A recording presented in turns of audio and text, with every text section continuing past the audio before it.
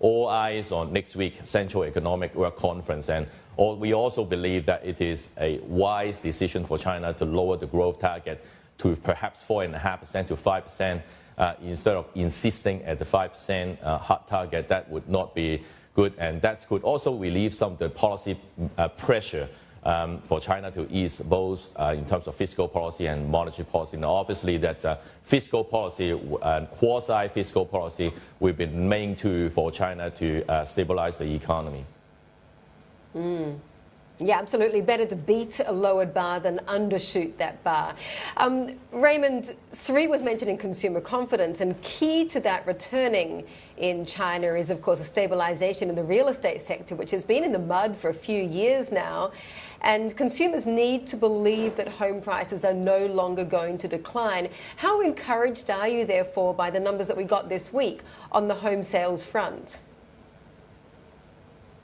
It is a very good question, Mandy. I think that the outlook for Chinese property will more about an L-shaped scenario. It's probably not a V-shaped rebound.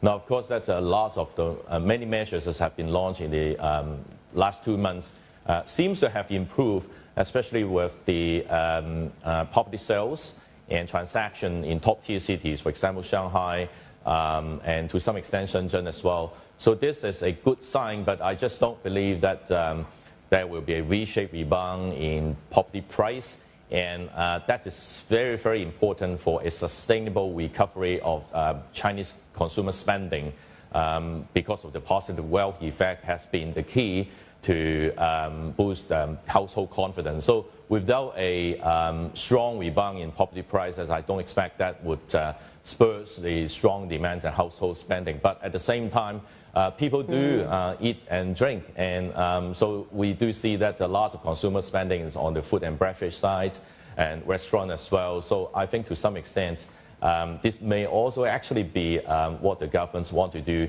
and intentional policy stand to boost the quality of life of ordinary people. And of course, it's cheaper to go out and have a nice meal than it is to buy a house. But to buy a house, you need to have a job. Are you concerned at all, Raymond, by the still really high youth joblessness, all the people, millions of kids pouring out of universities to absolutely no jobs? Yeah, this is a long-term project for China to undergo this industrial transformations.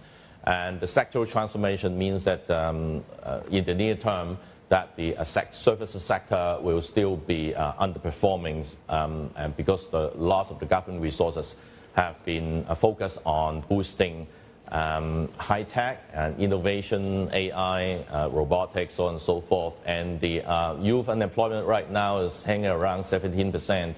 And the actual number could even be higher because a lot of the young people return to school, or either they also go back to the rural region. So it is definitely an urgent task for the government to focus more on employment rather than the GDP growth. That will, I think the labor market situation will be the top priority of next year's Chinese policy, rather than GDP growth is probably not a good indicator to reflect the Chinese overall economic health.